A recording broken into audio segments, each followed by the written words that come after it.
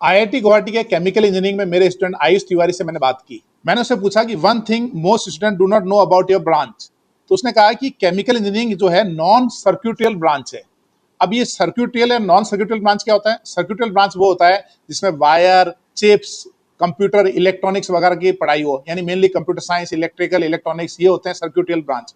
Non सर्क्यूटल branch कौन से होते हैं? जिसमें machine, engine, factory, road, chemicals, इनकी बात हो। इसमें आते हैं मैकेनिकल इंजीनियर, केमिकल इंजीनियर और सिविल इंजीनियरिंग। ठीक है, मैंने उससे पूछा कि बिगेस्ट मिसकंसेप्शन क्या है अबाउट दिस ब्रांच।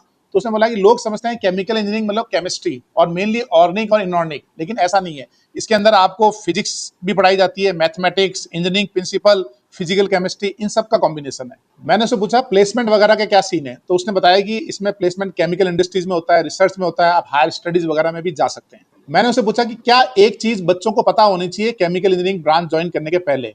तो उसने बताया कि आपको एक गुड सीजीपीए मेंटेन करना है। 8+ सीजीपीए आपको मेंटेन करना होता है इस ब्रांच के अंदर। इस ब्रांच का बिगेस्ट ड्रॉबैक क्या है?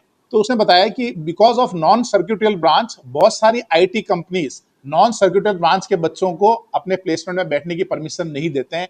ये इसका बड़ा ड्रॉबैक है। ब्रांच की रेटिंग, तो उसने 8.5 रेटिंग दिया आउट ऑफ 10। आईआईटी गुवाहाटी के केमिकल इंजीनियरिंग डिपार्टमेंट के बारे में आयुष ने एक बात बताई। उसने बोला वहां के प्रोफेसर्स बहुत अच्छे हैं, they are very supportive and they are approachable. आसानी से आप उनसे बात कर सकते हो और काफी सपोर्ट करते हैं IIT Guwahati chemical department branch के प्रोफेसर्स। इस ब्रांच का एक बेनिफिट है कि आप कोर्स इज मैनेजेबल, यानी आप थोड़ी बहुत अच्छी पढ़ाई करके मार्क्स ला सकते हो। आपको दूसरी एक्टिविटीज के लिए टाइम मिलता है, मींस आप self improvement, coding, placement, research, जो दूसरा फील्ड है वो भी आप एक्सप्लोर कर सकते हो। काउंसलिंग के बच्चों के लिए क्या मैसेज है? तो उसने कहा कि do not blindly follow branch versus college comparison.